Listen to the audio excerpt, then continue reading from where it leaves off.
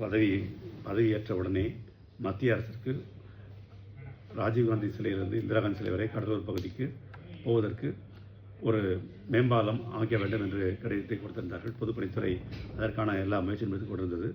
இதற்காக மத்திய அரசு ஒரு நிபுணரை இதற்கான டிபிஆர் தயாரிப்பது வரைபடத்தை தயாரிப்பதற்காக ஒரு நிபுணரை நியமித்திருந்தது. அதுக்கு அவருக்கு 1 கோடி ரூபாய் அளவிற்கு அவருக்கு ஃபீஸ் கொடுத்து செய்ய வேண்டும் என்று உத்தரவிட்டிருந்தது. அடிப்படையில் டெல்லியை சார்ந்த நிறுவனம் இந்த வடிவமைப்பை ஏற்பாடு செய்து கொண்டிருந்தது. இது மத்திய அரசினுடைய பல்வேறு துறைகளின் அனுமதி பெறுவதற்காக சென்றிருந்தது.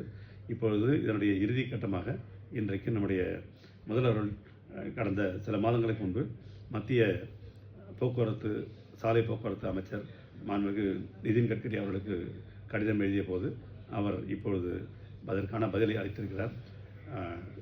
ராஜீவ்காந்தி முதல் இந்திரா காந்தி சிலை வரை உயர்மட்ட மேம்பாலம் முதலில் ஈரடுக்கு மேம்பாலமாக அமைப்பதற்கான திட்டமிடல் செய்யப்பட்டது. இப்பொழுது ஒரே அடுக்கில் 4 வழி பாதையாக அந்த அமைப்புவதற்கான ஏற்பாட்டை மத்திய அரசு கொள்கையில் ஒப்புதல் அளித்து, அது மட்டுமில்லாமல் கடலூர் சாலையில் இருக்கிற அந்த போக்குவரத்து நெரிசலை சமாளிப்பதற்கு அந்த சாலையை விரிவுபடுத்துவதற்காக ஒரு திட்டத்தையும் உடனடியாக இந்த மார்ச் 31ஆம் தேதிக்குள் மத்திய அரசிற்கு முழு விளக்கத்தையும் அளிக்க வேண்டும் என்று உத்தரவிட்டிருக்கிறது.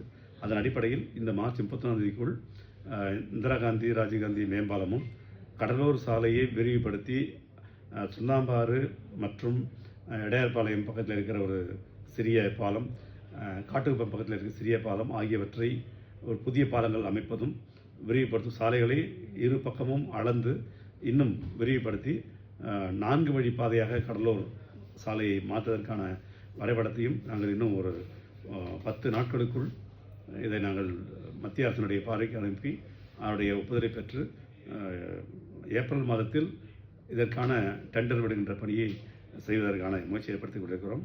நம்முடைய முதல்வருடைய கோரிக்கையை ஏற்று மத்திய அரசு ஒரு சாதகமான பதிலை கண்டிப்பாக மத்திய அரசு நிதியுதவி அளிக்கும் என்கிற உத்தரவாதத்தை கொடுத்திருக்கிறது. அதற்கு மத்திய அரசுக்கும் நம்முடைய முதல்வர்களுக்கும் பொதுப்பணித்துறை சார்பிலே நாங்கள் நன்றி தெரிவித்துக் கொள்கிறோம்.